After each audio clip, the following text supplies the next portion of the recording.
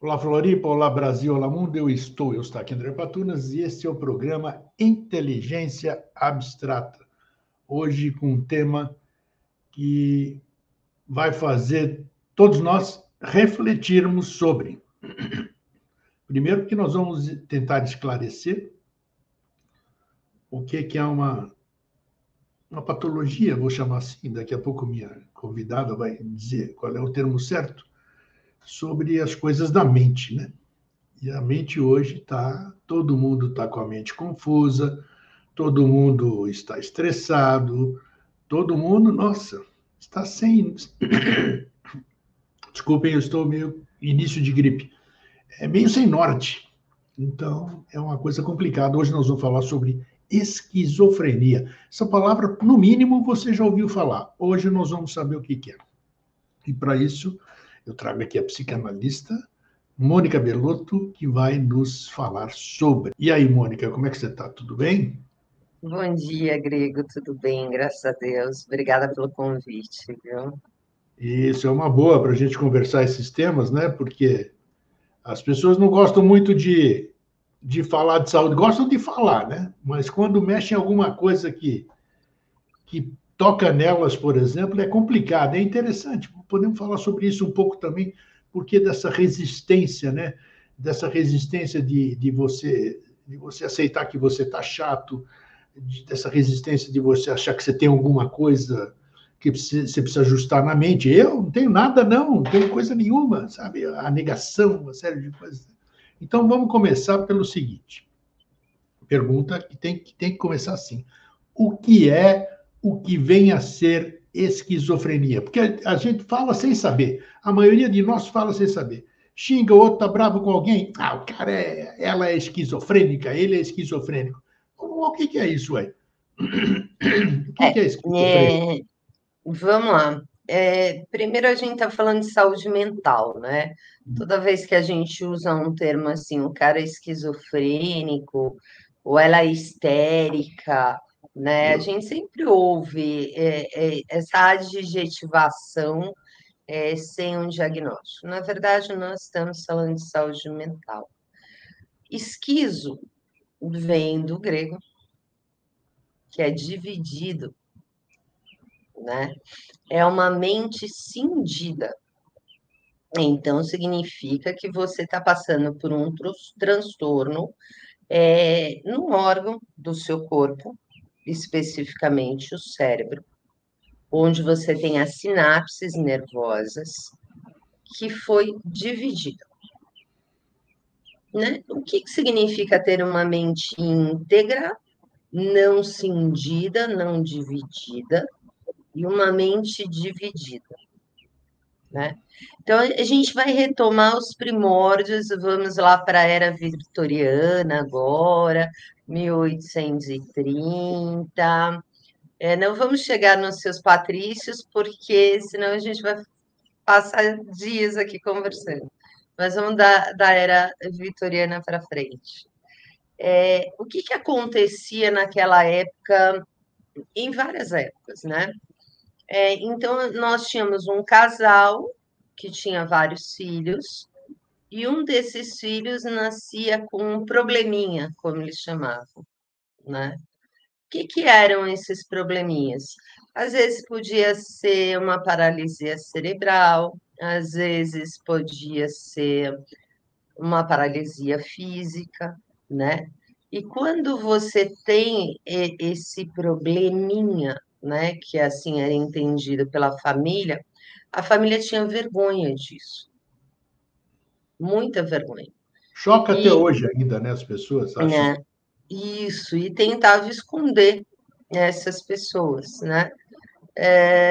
Ou se não, você assiste uma morte precoce, e a morte precoce era dada pelo probleminha, né?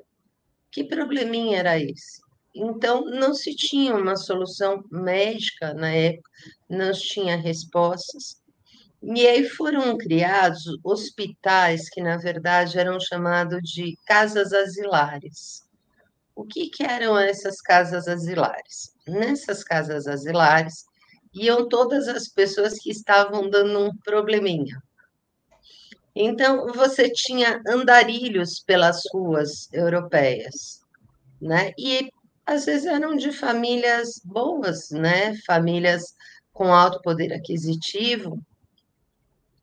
E esse pai, essa mãe tentavam segurar esse andarilho dentro das suas casas, não conseguiam, né? Eles paravam de cuidar da própria higiene e iam dormir nas ruas. Você tinha também o que era chamado de histeria, né? As mulheres histéricas. O que, que era isso? Né? A mulher, de repente, apresentava uma cegueira, não tinha marcadores de exames físicos que conotavam uma doença propriamente dita, mas ela estava em estado de cegueira, ou senão ela tinha paralisia dos membros superiores ou inferiores, ela não conseguia beber água, ou ela gritava, né? E não se tinha nenhum estudo sobre isso, ninguém sabia de onde vinha, e essas famílias, com muita vergonha, colocavam esses pacientes em casas asilares. Você tinha também os alcoólatras, né? Que bebiam além da conta, e aí passavam vergonha na rua, e às vezes eram de uma família proeminente, ou eram artistas, escritores, bebiam demais, saíam pelas ruas gritando. Para onde eles iam? Para as casas asilares, né?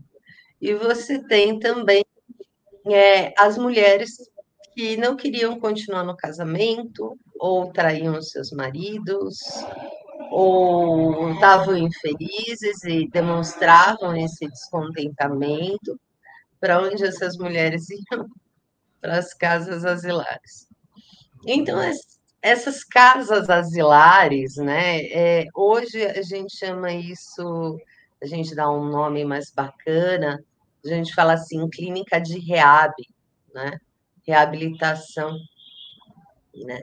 Mas o que que era, na verdade, essas casas asilares, Grego?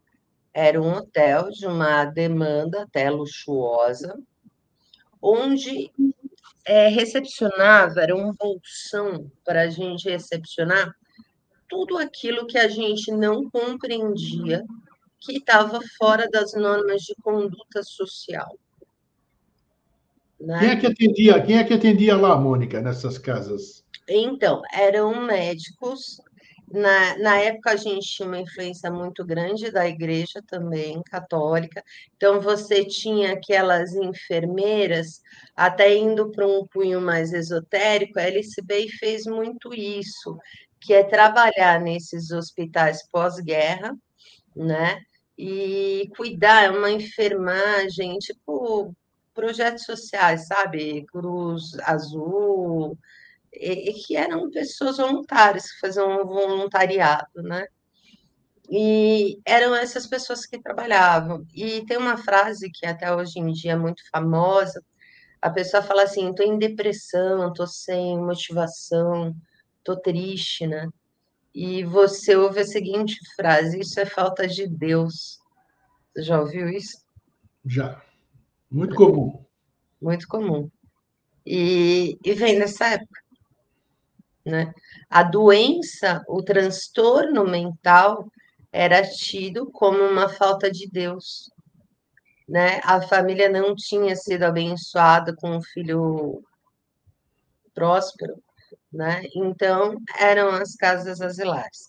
Recentemente, agora em julho passado, eu tive em Barbacena, né, uma cidade do interior de Minas Gerais. E lá nessa cidade do interior de Minas Gerais, é até bacana recomendar isso para o seu público. Nós temos um documentário que é o Holocausto Brasileiro, né? É o E nome esse do comentário? é o nome do documentário, o nome do documentário. Uma historiadora, ela vai fazer pesquisas sobre o Hospital de Barbacena. Tá? Esse hospital fica lá no sul de Minas, no sul, um pouquinho, é sul de Minas ainda, após Tiradentes, Ele fica entre a cidade de Tiradentes e Barbacena, ele fica na estrada, ele tem uma linha férrea muito próximo do hospital, no complexo. É um hospital gigantesco, tá, Grego? Então, esse hospital de Barbacena, essa casa asilar de Barbacena, esse complexo de saúde de Barbacena, ele foi fundado antes da Primeira Guerra e ele recebia essas pessoas para higiene mental. Então, antigamente falava assim, que essas pessoas que não estavam bem, que apresentavam condutas diferentes das normas sociais vigentes, eram internadas lá. Então, como que era essa internação? É interessante, até tem hoje um museu lá do Hospital de Barbacena, tinha um cardápio de um menu de comidas maravilhosas, que era para uma classe A mais, né? Você tinha talheres de prata, você tinha pratos de porcelana. Era uma casa asilar, né? E o que que era essa casa asilar? Era um hotel de luxo. Puxa. Aí começou muita gente para esse hotel de luxo, né? Começou a ficar grande o conteúdo dessas pessoas, e ali estavam misturadas todas essas pessoas que eu falei. As que bebiam demais, saíam gritando pela rua. As que abandonavam a família, iam morar na rua. Não tinham. Podemos chamar de hospício, então, numa linguagem mais Podemos, podemos. No virou um... caso de Barbacena, eu chamaria até de Auschwitz. Nossa. Eu chamaria até de Auschwitz. Eu cheguei a percorrer um dos pavilhões que ainda está intacto, né? Que está intacto, já está em processo de demolição, mas que ainda é decorrente dessa época. Era a ala das crianças, tá? E eu percorri, esse pavilhão das crianças, olha, Grego, ele deve ter,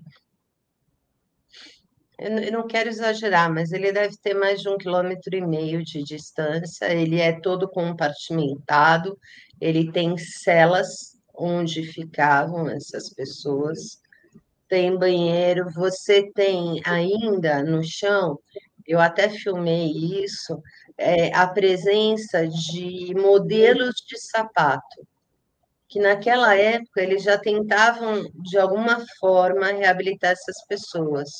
E aí o que que eles faziam? Eles colocavam eles em trabalho manual para fazer sapatinho, sabe aqueles sapatos de antigamente, aquele couro fininho, com a costura? Ainda tem esses modelos pelo chão, tá? Já as crianças que se debatiam, não conseguiam se comunicar, é, batiam nas pessoas, agrediam as pessoas, a gente vê a presença de celas, tá? O Puxa. que aconteceu? Ali morreram mais 30 mil pessoas. Uma hora, o governo toma conta desse hotel, dessa casa asilar, né, dessa casa de repouso, dessa casa de higiene mental, porque tinha muita gente vindo de todas as localidades do Brasil, porque passa uma linha férrea, então eles falavam que ali era o trem dos loucos. A família colocava a pessoa no trem, o trem ia até Barbacena, o hospital recepcionava essa pessoa e a família largava essa pessoa lá, tá? Dava um valor e largava essa pessoa. Essas pessoas eram largadas, jogadas. E aí é a parte que nos cumpre falar. Eu trouxe um pouco da história para vocês entenderem um contexto da onde sai essa pesquisa do transtorno mental, onde a gente começa a categorizar esse tipo de transtorno para a era atual. O que, que nós temos hoje? Deixa eu fazer uma parte aí. Você citou as crianças, você citou muita coisa Natal e pré-Natal. Dentro da sua formação, vamos dizer, você chegou a alguma conclusão, ou então eles passam? Sim, eu fui procurar isso no Reich. E aí, Mas, por que essas coisas nas crianças? É fruto do pai e da mãe, do meio ambiente, do então, quê? sempre a causa, Grego, em qualquer transtorno, tá?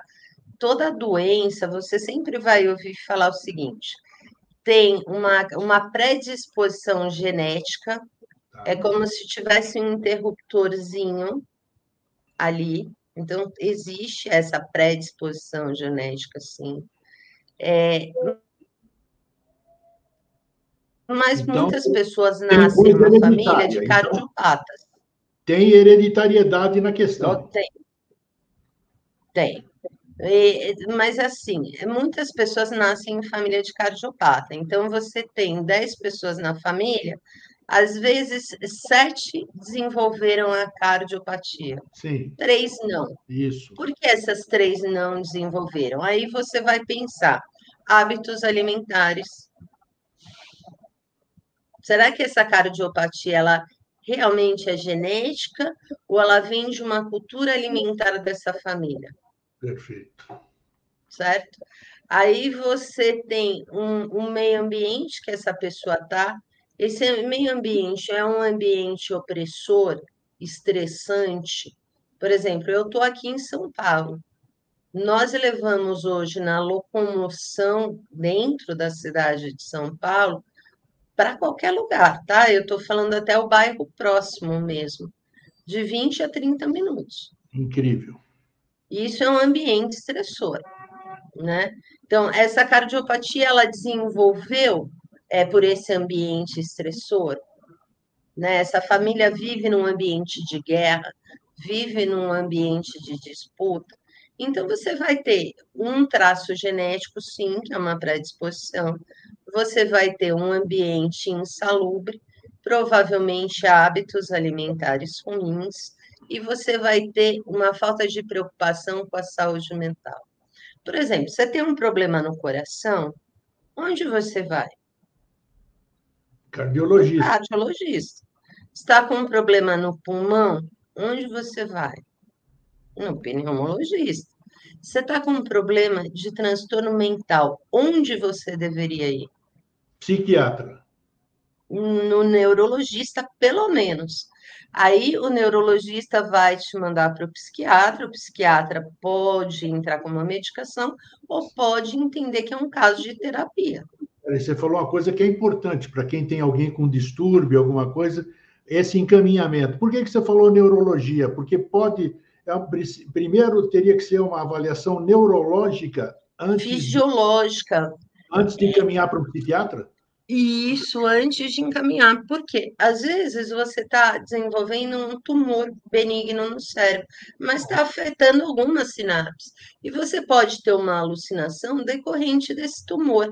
Quem é a pessoa específica para ver isso? O neurologista, Neurologista, perfeito. certo? Ah, eu estou com tremores nas pontas dos dedos.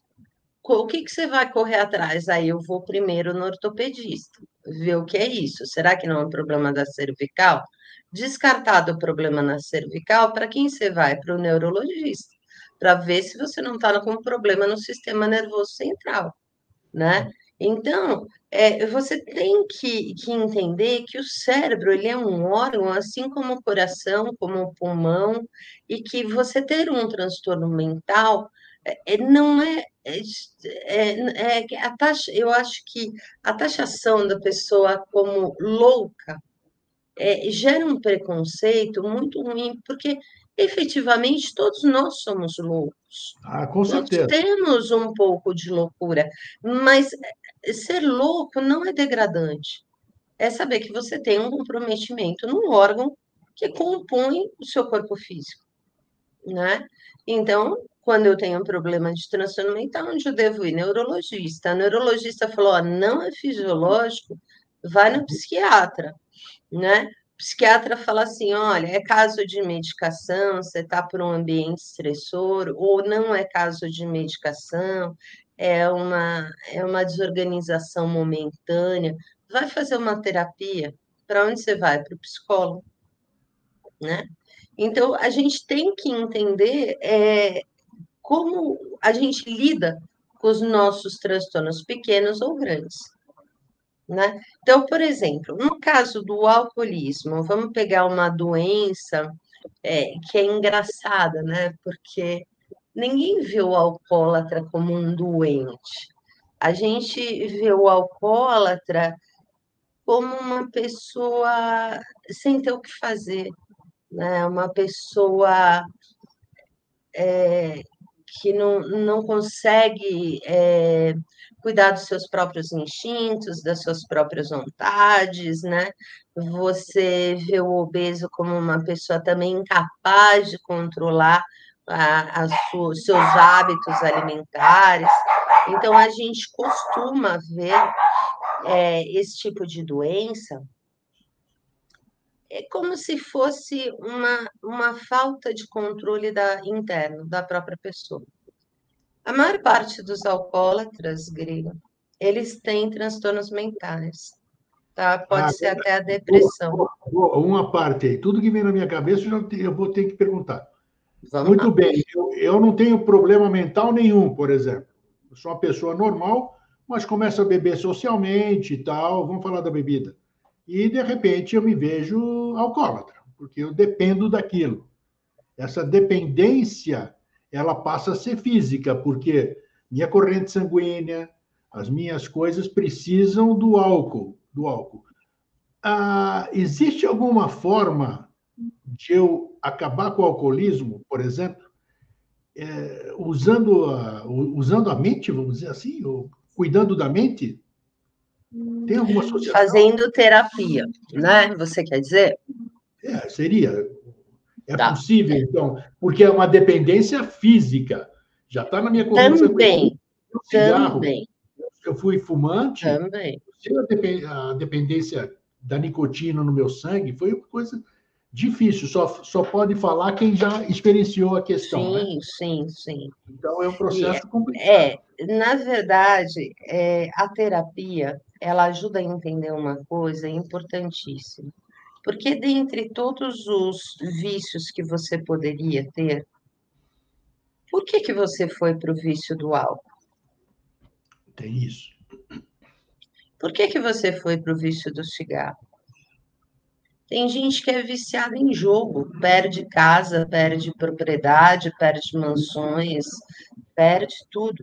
Por que essa pessoa, ao invés de beber, e olha que numa mesa de carteado você tem a bebida de maneira contumaz, você tem o cigarro de maneira contumaz, por que essa pessoa, ao invés de ir para o cigarro ou para a bebida, essa pessoa escolheu o jogo, né? Por que o seu vício ele é peculiar? O que em você engatilha ter vício em uma coisa e não em outra, né? A terapia ela vai te colocar em contato através dos seus atos falhos, da sua conversa, o que te leva à escolha de um vício, né? Por exemplo, eu não consigo me viciar, agora estou falando particularmente de mim, em nada que me tire a consciência. Eu. Outras pessoas são viciadas em coisas que lhe tiram a consciência, Fugas, grande de fuga. maneiras momentâneas. Então, por exemplo, eu não consigo ser viciada em álcool. Por quê? Eu sei que a partir de uma segunda, terceira dose vai alterar o meu estado de consciência. Eu tenho um freio ali. Eu não vou beber além da terceira dose. Por quê? Eu não suporto estar fora do meu estado de consciência. Agora, Dirigir. tem pessoas que usam o álcool justamente para entrar nesse estado em que eu tenho a barreira, né? Por que eu tenho a barreira e a outra pessoa não?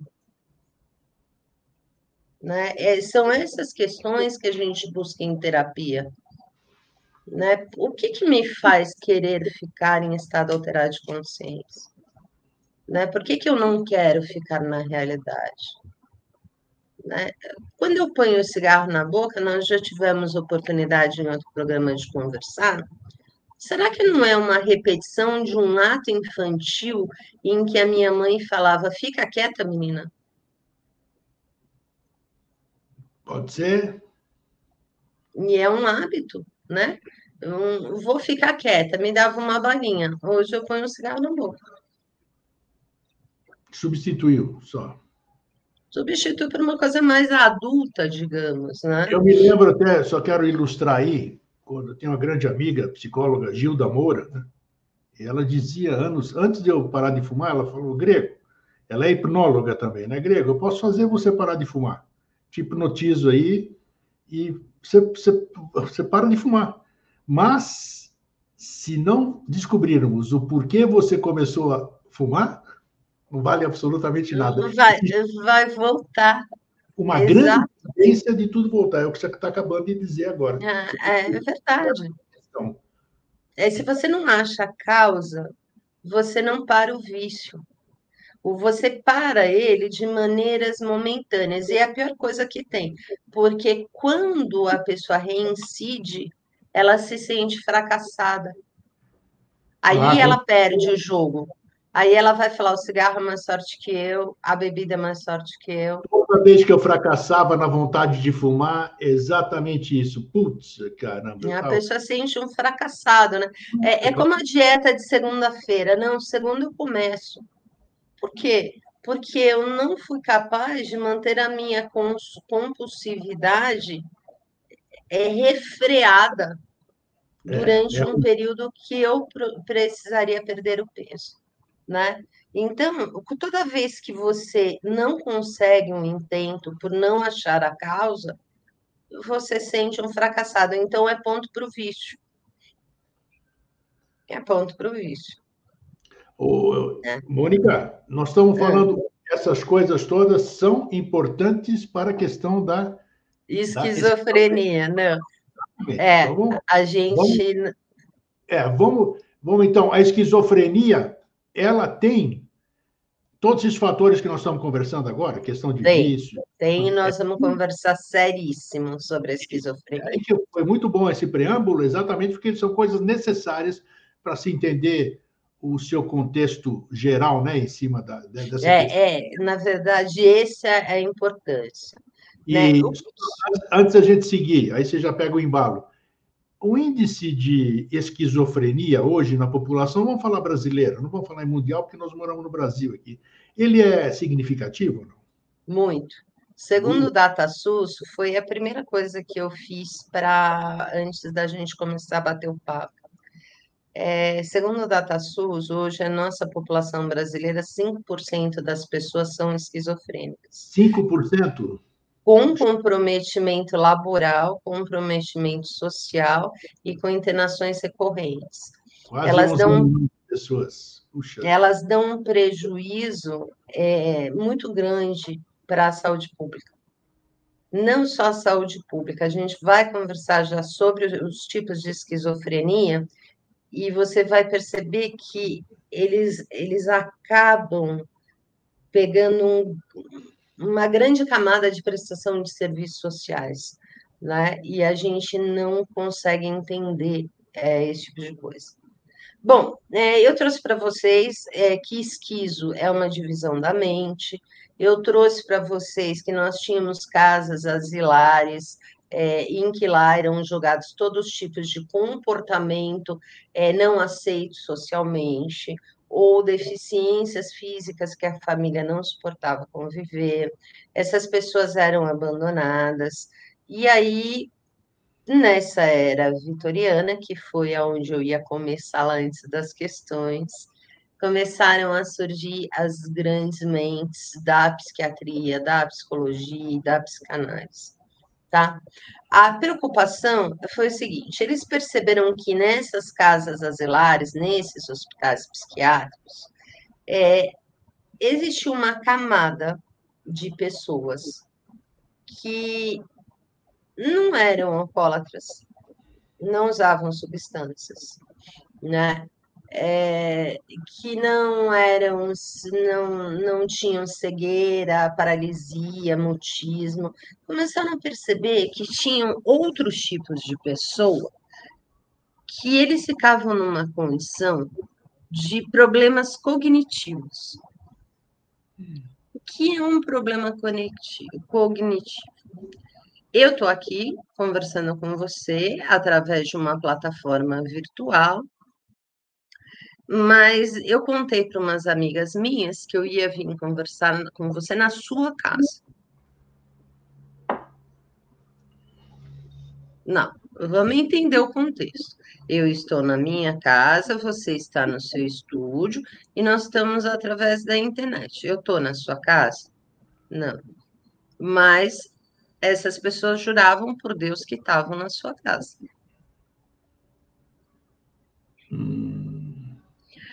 Essas pessoas olhavam na parede e viam uma aranha. Essas aranhas desciam a parede. Viam escorpiões descendo a parede. Aí nós tínhamos duas grandes tendências, né?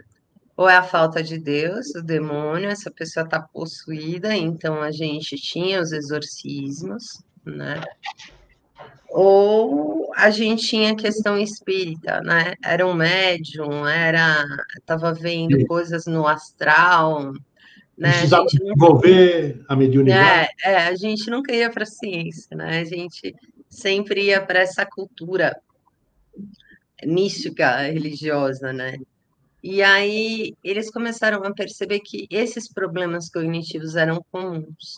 Uma hora a pessoa estava ali, outra hora a pessoa não estava ali. A religião ajudava? Ajudava, mas não trazia de fato qual era o problema, né? Então aí foi o seguinte, e é essa parte que eu quero conversar com você, que é a minha especialidade, né? E aí nós podemos conversar. O Freud, nessa época, ele estudando pessoas com questões mentais, ele dividiu as pessoas em três grandes grupos: neurose, psicose e perversão, tá? Na neurose, a pessoa tem ampla noção da realidade. Ela não tem déficit cognitivo, ela está presente com você, só que ela tem uma cobrança interna, uma culpa interna, que a impede de ser conquistadora, merecedora, feliz. Então, por exemplo, eu vou pegar um tipo de neurose para você. Já viu aquelas pessoas que tudo que faz tem que ficar perfeito? Tudo tem que estar perfeito. Salve o neurótico aqui. Né? A hora certa, com a coisa certa, com o momento certo, com a roupa certa, com a blusa certa, que combina com não sei o que certo, que não está desalinhado. Uma neurosezinha obsessiva de perfeição. Todo mundo tem, né? Um pouquinho. Todo mundo é neurótico. Todo. E graças a Deus, né? Que é isso que te coloca em contato com a realidade. Fala, eu tenho, né? Eu conheço uma pessoa que fala assim: eu nasci assim, vou viver assim, vou morrer assim. E a gente brinca e fala que ela tem síndrome de Gabriela, né?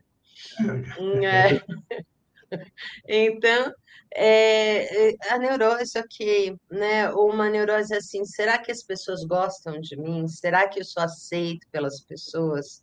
Será que as pessoas não estão me julgando? Né? Isso é um neurótico, tá?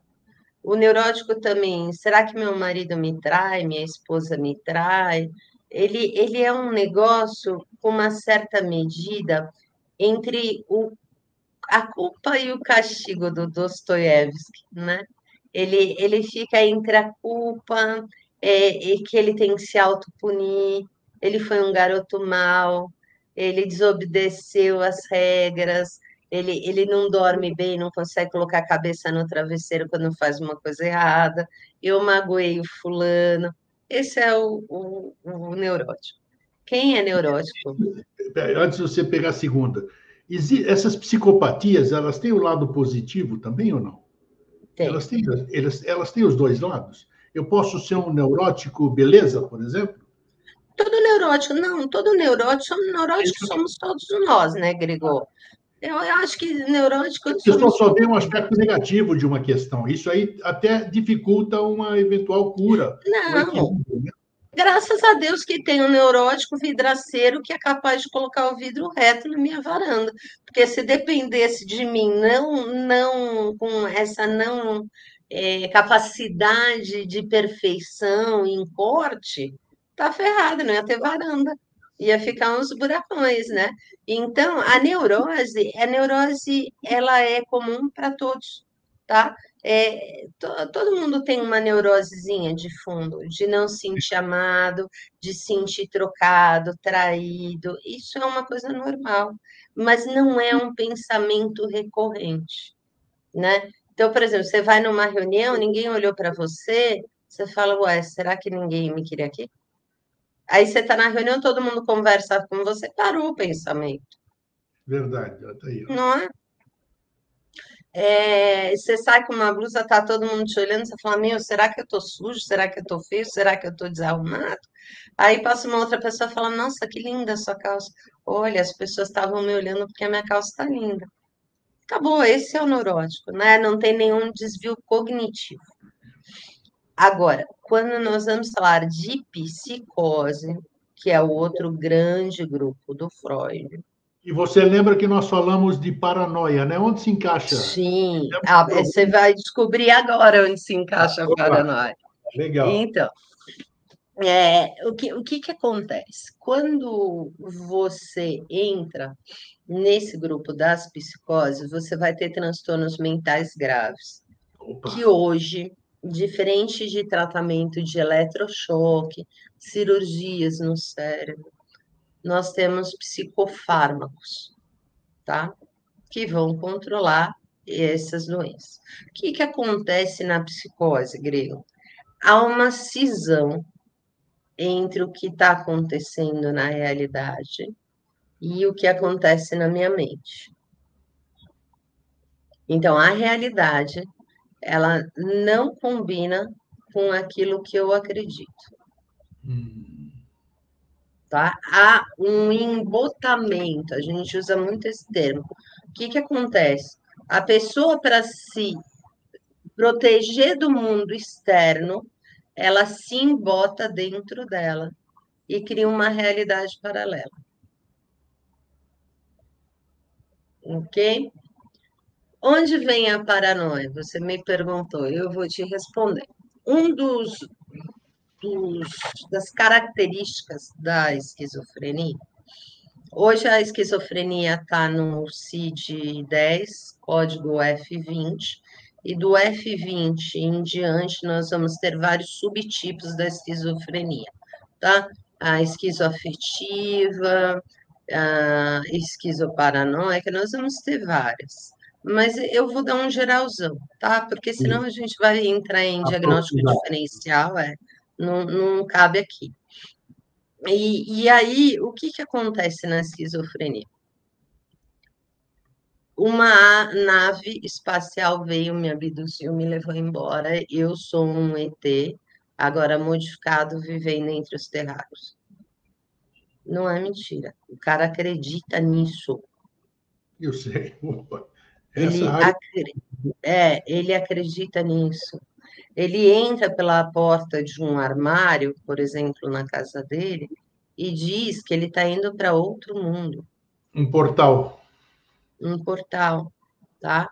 E você acha que a pessoa está brincando, e ela não está brincando. Ela está falando muito sério com você, e ela está entrando mesmo dentro da mente dela. Houve uma cisão. Então, ela vai pegar elementos representativos daquilo da mente dela e mostrar no mundo físico. Quando nós éramos crianças, nós vivemos esse momento esquizo, né? Esse momento de divisão. Você pegava um carrinho, você imaginava que o carrinho estava subindo uma montanha, aí descia, e a montanha nada mais era do que o sofá marrom da sua casa, Verdade. né? Nós tivemos esse momento esquizo. Então você conseguia representar e na cabeça da criança ela cindia. Então ela pegava o carrinho, subia e descia a montanha ela criava uma rua no tapete cinza, Você ela contando uma história infantil para ela visualizava o que você estava falando, né? Viajando. totalmente, totalmente. Você contar uma história para uma criança, ela vai para a história. Se você assistir Alice no País das Maravilhas, você vai ver, ela cai numa portinha com o coelho, cai num buraco, muda de país, de planeta, né? E ela consegue, é uma mente esquizo. Onde eu vou pegar isso? No esquizofrênico, que é a divisão da mente. Ele vai entrar pela porta do armário falando que ele está indo para o mundos internos, mundos externos. Ele está indo fisicamente, pelas leis da nossa física, ele está indo para esse lugar? Não, mas pela mente dele ele está. Sim. E está mesmo, né? Ele vai te falar que ele é um profissional do FBI ou de uma outra ordem secreta que está ali para investigar os terráqueos. É mentira? Não. E ele vai contar, por exemplo, para o programa de rádio das 6, que vai ter um cara falando de ufologia, ele vai contar para esse cara como se esse cara fosse o chefe dele, falando tudo o que ele observou dos terráqueos. Os terráqueos são as pessoas sociais com quem ele convive, né? A questão da agressividade do esquizofrênico. Muito se debate sobre isso. Nem todos são agressivos, tá? Mas se você, de alguma forma, tentar acabar com essa realidade dele, você pode ter agressividade. Opa! Como você interrompe a brincadeira de uma criança? É porque é a realidade dele, né? Você está contestando uma realidade mental dele. Aí é encrenca mesmo, claro. Você tá A tirando. Mônica, a Mônica não acredita no que eu estou falando. Ela é minha amiga ou não é?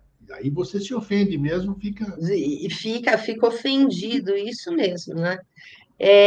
Outra coisa importante são essas paranoias. Tá todo mundo conspirando contra mim. Olha, as pessoas estão aqui na internet postando coisas só para mim. Indiretas, não sei o quê, né? É bem assim mesmo. Deus, nós conversamos na época, quando a gente falou sobre paranoia, sobre o caso Schreber, né? Que era um Foi, juiz da corte. E foi, você aí, falou. o que o Schreber acreditava? Ele acreditava que Deus tinha escolhido ele, olha só a paranoia, como o ser mais importante do universo, para ter uma raça pura de Deus. Olha só. E vai contestar o cara, né? Não tem jeito. E ele achava que ele tinha seio. E ele achava que através daquele seio ele ia amamentar essa raça pura de Deus, né? E é um juiz de direito. Tá? Então, o que eu trouxe no começo da nossa conversa, dessas casas asilares, é onde iam esses tipos de pessoa. O Schreber ficou numa dessas É casas mesmo. asilares, né? Ele foi internado várias vezes, até porque a gente não tinha psicofármacos na época. E então ficava lá para outros tipos de tratamento, que hoje são considerados degradantes, né? Mas era o que a medicina tinha na época, né? Eram tentativas, né? De descomprimir o cérebro, de alguma forma aprender a lidar com um órgão que eles não tinham uma ressonância magnética, não tinha uma tomografia, não tinha nada. Sabia que Nada. aquilo se passava na mente, mas não conseguia ver a que local da mente, onde é que estava isso, né? E o esquizofrênico, ele também vai ouvir vozes, ok? Ele É vai isso, receber. quando o assunto é bom, o tempo corre muito. Então, é isso que eu queria saber. Temos tempo ainda. Mas os sintomas, isso, quando é que eu devo, ou alguém da minha família, ou alguém do meu convívio, alguém do meu trabalho, que eu possa. Quais são os sintomas de um esquizofrênico? Você está dissertando muito bem, você está dando uma série. Mas quais são aqueles Dicas. mais Dicas. comuns para a gente olhar? Geralmente é isso que eu estou te falando. Criar uma realidade paralela, que é uma cisão da mente, tá? Ele vai falar que ele está ouvindo vozes, Ok. ok? Essas vozes geralmente são vozes de comando, como, por exemplo, vigie os terráqueos, ok? Ele vai acreditar seriamente que ele foi roubado, abduzido e que ele não tem a presença de um órgão interno, ou ele vai te falar que ele tem um chip implantado, tá? Ele vai criar uma realidade, não significa que isso é mentira. É diferente. A mentira, por exemplo, assim, você fala assim, Mônica, vamos comigo tomar um café? Não posso, grego. Eu tenho que ir na casa da minha amiga. Mentira. Depois você vai ver, eu tô no cabeleireiro. Por que que eu te menti? Por que não falei, grego, eu não vou tomar café com você que eu quero ir ao cabeleireiro? Isso é uma mentirinha, né? No caso do esquizofrênico, isso se torna tão habitual e tão recorrente que não é uma mentira. Ele vai te contar isso todos os dias. Ele vai te contar que ele recebeu uma ligação do chefe do padrão interestelar e que esse chefe pediu para que ele obedecesse tais regras para criar um império de divulgação da ordem terrestre, da ordem terráquea na Terra. Você está Tá? dando exemplos aí de uma área que eu convivo há mais de 60 anos, né? E é verdade o que você está falando. É verdade. E Quantas. aí ele vai falar isso para você. E você vai falar, mentira, cadê? Quero ver a prova da ligação do chefe. Você não pode ver porque é tudo secreto. São coisas, Que né, não está que ele preparado. vai te dando Evasivas. respostas evasivas, mas ele acredita naquilo. Eu sei. Sim. É muito certo e seguro aquilo, porque é mesmo, está acontecendo dentro do cérebro dele, tá? Tá, Dentro da mente dele. você é minha amiga, te conheço já há um bom tempo, você, seu marido, seus filhos. Aí, de repente, a Mônica, vamos usar a terminologia que a gente usa, a Mônica despiroca de repente. Né? Ela começa a falar, e grego, essa noite eu sonhei que estava lá, não sei aonde, que eu subi, e tal, tal, tal. Eu falei, ih, rapaz, a Mônica está com alguma coisa. Mas eu tenho que ter um certo. Como é que eu vou acessar isso aqui? Enquanto eu te falar, eu sonhei, tá Não, ok. um exemplo assim, mas Quando eu aí falar, vira contumácia, aí vira contumácia, né? Você começa a falar, se eu o sonho falar, virou eu sonhei, tá realidade. ok. Se eu falar assim, grego, o chefe do planeta intergaláctico XPTO me ligou. Me ligou. Você liga para o meu marido na hora e faz a brincadeira que eu faço. Me leva no Adel. O Adel é um psiquiatra que eu gosto muito. Então, Então, aí que eu queria chegar. Qual é o caminho? O que orienta a Mônica? Ou um parente da Mônica, ou um marido da Mônica? geralmente a família percebe, tá? Percebe. Percebe. Essa pessoa ela deixa de ter os cuidados higiênicos pessoais, E ela passa pode dar a muito qualquer tempo. momento, Mônica. A esquizofrenia pode dar a qualquer Pode. momento. Eu posso Pode, viver como 50 pode anos, não ter nunca. tá Então, numa certo. família de 5 pessoas, vamos supor que o irmão é esquizofrênico. A chance do outro irmão ter esquizofrenia é de 10%. Tá. Se forem gêmeos, muda para 50%. Se for um avô ou um bisavô, 10%. Geralmente, essa esquizofrenia ela pode acontecer através de um trauma muito grande. Você tem um surto esquizofrênico, que é onde você separa a mente, né? Quando você ouvir sobre esquizofrenia, você pensa assim, quebrou a realidade da fantasia. Quebrou, quebrou, tá? Então, por exemplo, eu conheço o caso de uma senhora de 50 anos, tinha 6 filhos, cuidava dos filhos, o marido dela morreu. Até lá ela era normal, cabeça normal, tudo normal. Super normal, cuidava de todo mundo, super bem. Ela teve um surto esquizofrênico e começou a entrar num processo de picos de esquizofrenia, que é aquela esquizofrenia que vai e volta. Então, a pessoa passa por um tempo de normalidade, conjunta com a realidade, e outros tempos de cisão, tá? Então, você vai ver a pessoa junto com a realidade, outros momentos de cisão. Até os 50 anos nunca tinha tido nenhum momento em que você percebesse que aquela pessoa provavelmente se indiria com a realidade. O Reich, e agora eu gostaria de falar isso, porque foi uma pergunta que você me fez no começo, da onde vem isso? O Reich, ele muito tempo ficou com o Freud, aí eles tiveram um problema de instituição e organização da filha do Freud, o Reich foi estudar temas holísticos, mas antes disso, o Reich ele começou a fazer uma pesquisa muito interessante sobre o período de concepção da criança até o nascimento. Então, ele divide em fases de desenvolvimento, né? Então, até os primeiros meses de vida, se acontecer algum trauma durante esses 3 primeiros meses de vida, por exemplo, eu posso ter uma psicose instalada. Não necessariamente a esquizofrenia.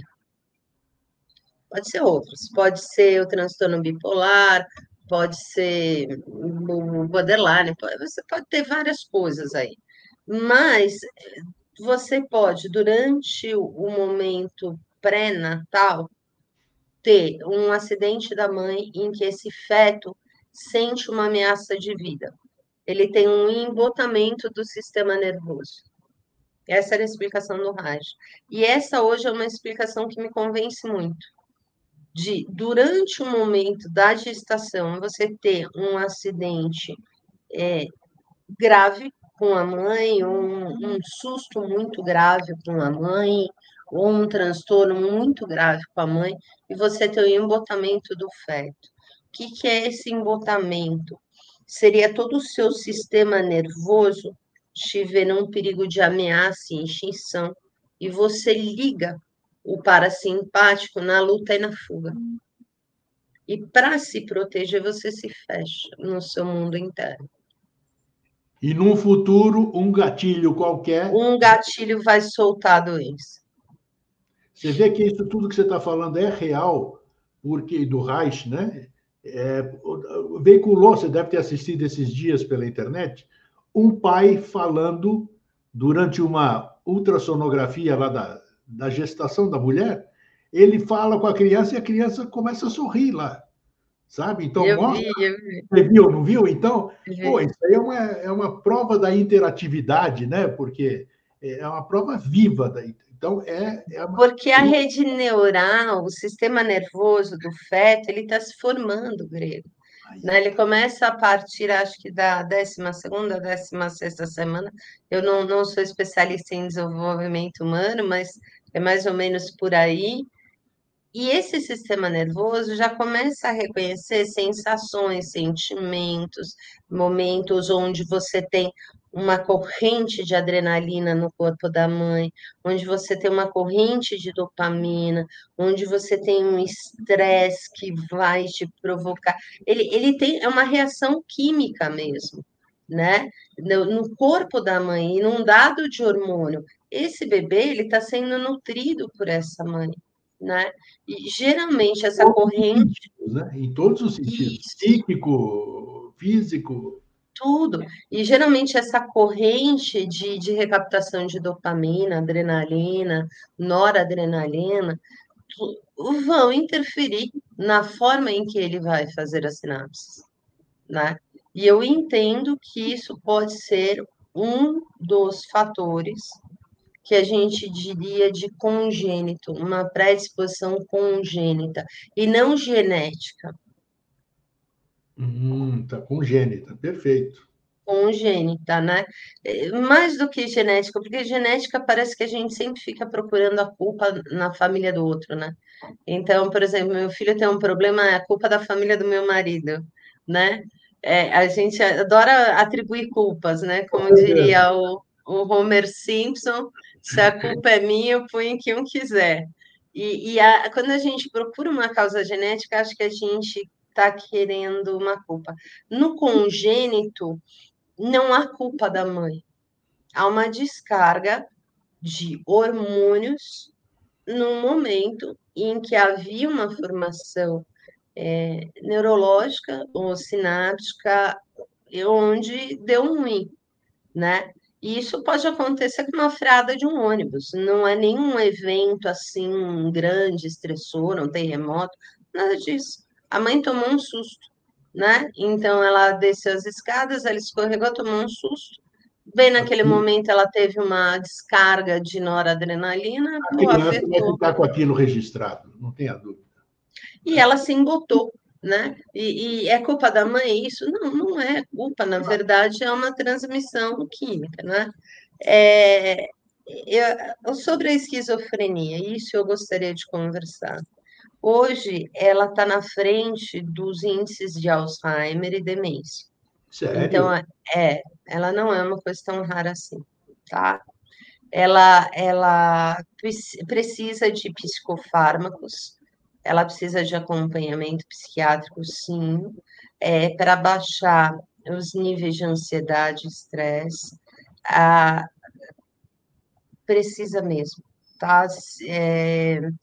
Esse mês a gente vai entrar no mês que a gente vai falar sobre as vítimas do suicídio, né? Setembro, é. Setembro é. Setembro. Tem razão. E o suicídio é mais comum em homens que desenvolvem esquizofrenia após a maturidade, porque eles acabam não conseguindo trabalhar, eles não se sentem úteis e eles acabam se suicidando. Ela precisa ser cuidada.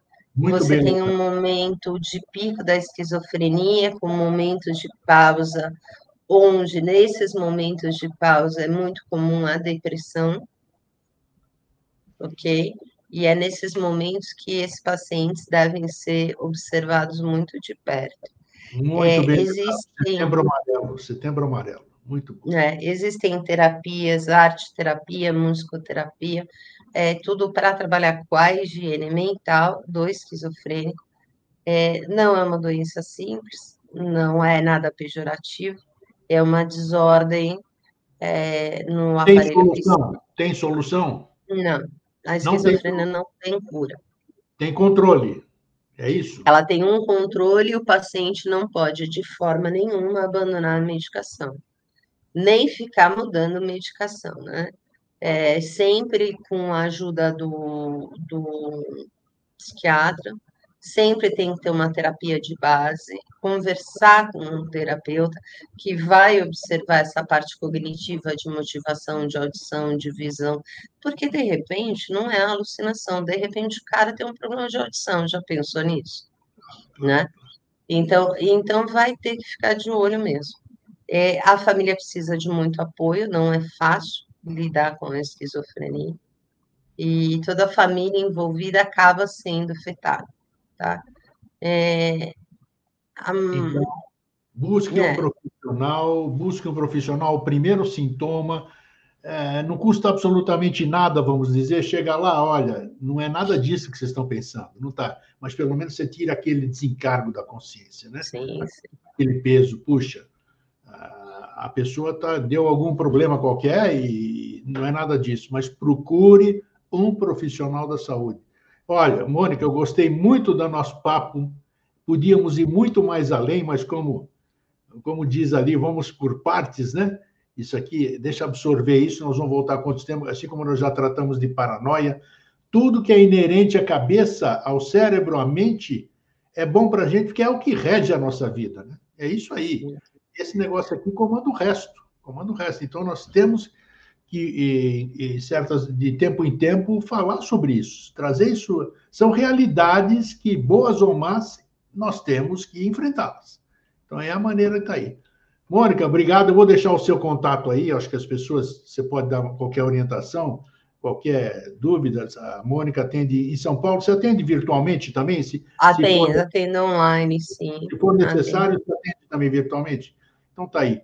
É isso. Mônica, obrigado mais uma vez pela sua presença. Foi muito bom, gostei muito.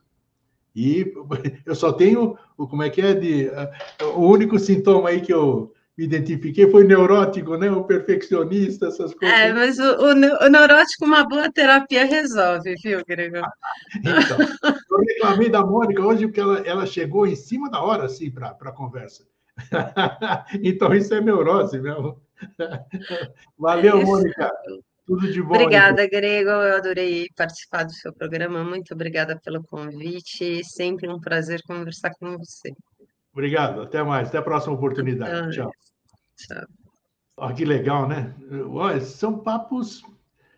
É bom a gente poder conversar uma hora sobre isso, direto. Agrada para uns, não agrada para outros, mas é muito bom aprender. Nunca é demais. Às vezes você tem um problema, fala, putz, é isso, assisti lá sem querer, mudou de canal, era isso que eu estava buscando, era isso que eu queria. É isso que eu queria esclarecimento, então é muito bom. Então tá aí. Ficou o crédito aí da Mônica, ela é muito atenciosa, minha amiga há muito tempo, pode escrever que ela vai responder e ajudar, né? Nós precisamos um do outro, né? Cada um com os seus dons, cada um com as suas habilidades para servir. Quem não vive para servir, não serve para viver. Fraterno abraço e um feliz sempre. Até semana que vem. Tchau.